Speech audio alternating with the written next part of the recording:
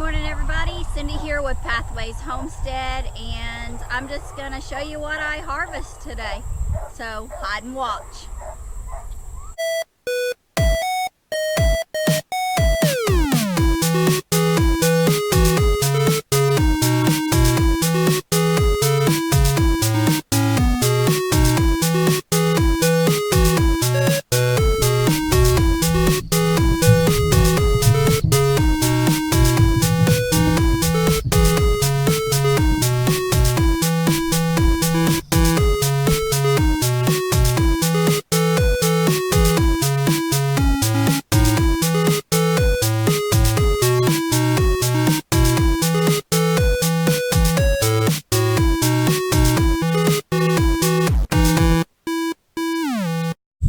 We have had so much trouble with cucumbers this year, and I am completely out of dill pickles. I do have some sweet pickles left, and so I'm super excited to get some pickles today, or cucumbers today, to make some pickles. And some of these cucumbers we've let get a little big. I was not feeling real good yesterday, and so I did not get out here and pick cucumbers. So some of these will go in the crisper to eat, and some of them will go into pickles. All right, y'all, I'm super excited to have to show off. I have loofahs. Check out that loofah.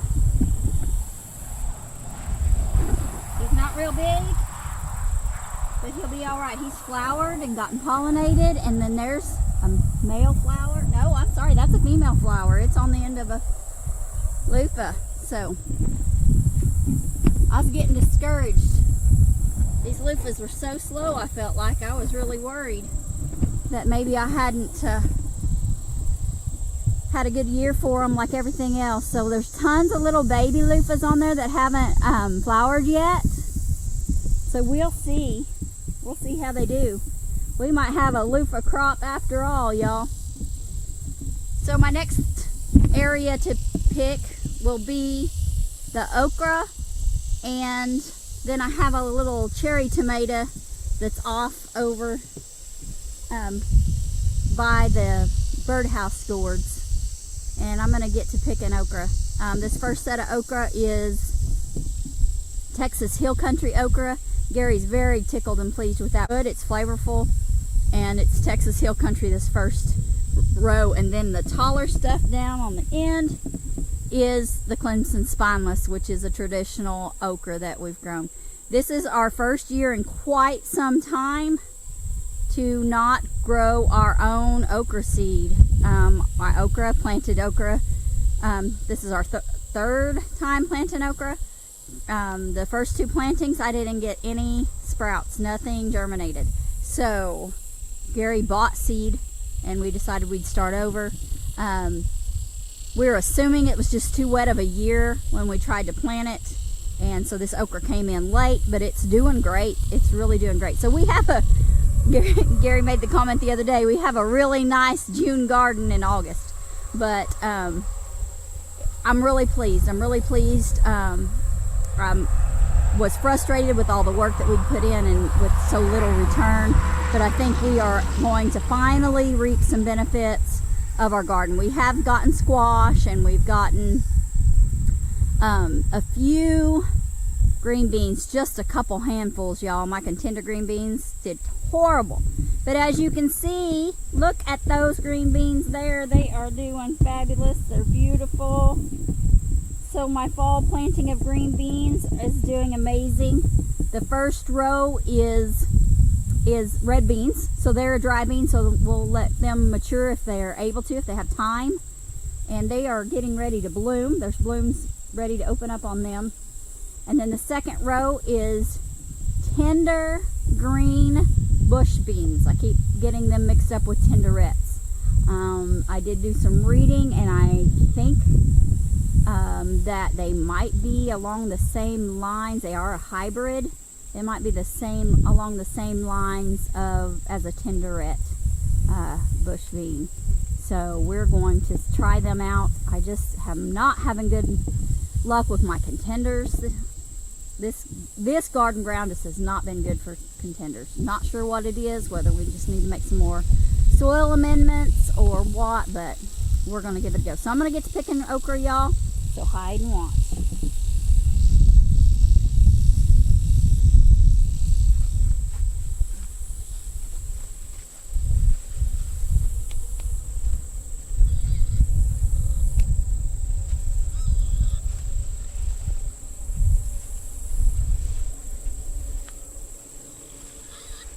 All right, so we have a basket full of produce, y'all. I got quite a bit of okra this morning. My okra hasn't peaked. It's just starting to come on real good. This is about the size that we like to eat okra. Any bigger than that, and we have found that we're not real crazy about it. But I did find one that was really big, but he's still real tender. I can press on him and feel of him until he's still tender. So this is the Clemson.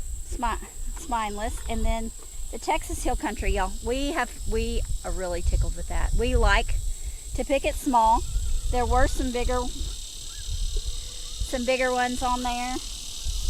This one's really big, but we like our okra young and tender. We've just found we eat it a whole lot better that way. Sorry, it's already hot and muggy, and it's just 8:30 in the morning. But I do have a nice breeze, so that's helping out a lot there.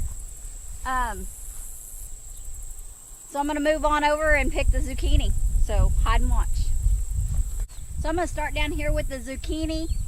And like I said, we are growing gray zucchini. We are really, really pleased with the gray zucchini. If you have not grown gray zucchini, grow gray zucchini.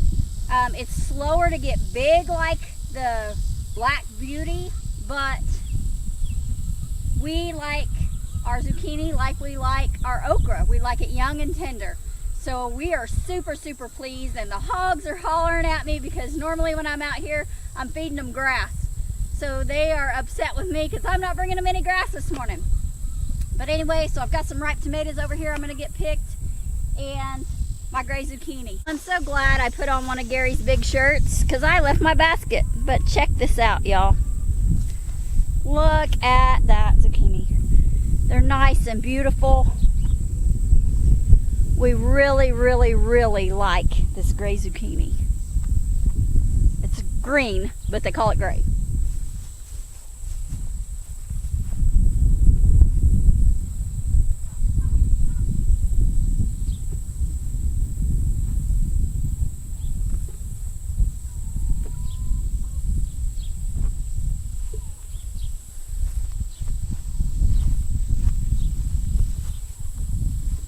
Paste tomatoes, I grow San Marzano paste tomatoes. I really, really like them. They range from little to big, and they're a nice, meaty tomato. They're good for making sauces. They're just super, super good. I really like them. I am going to attempt Amish paste next year and see how I like them, but I still am going to do my San Marzano. I actually have already bought my seed for next year, and I'll start them in the house. These San Marzanos they survived. They came back from the hail beating them off. They survived the flooding, to whereas I did not have as good of a luck with the rest of the tomatoes that I had grown inside the house. So I am super, super pleased with them. So I've grown them for years and years and years, and I really, really like them. So when I'm getting a small harvest like now, I just take them inside and let them finish ripening. And then when they're ripe, I wash them and I put them in a freezer bag after they're dried, and get a large freezer bag full of them before I process them. That way I'm not processing two tomatoes at a time. But that's just one of the things that I do. I do that with green beans as well sometimes. If I'm just getting a few at a time, I will rinse them and put them in a freezer bag. Snap them, put them in a freezer bag, and I'll use those first before I use my canned ones. I don't can them after I've frozen them, but I'll use them first in soups and things. So I think that's about my harvest today. So thank you for watching, and may God bless you richly.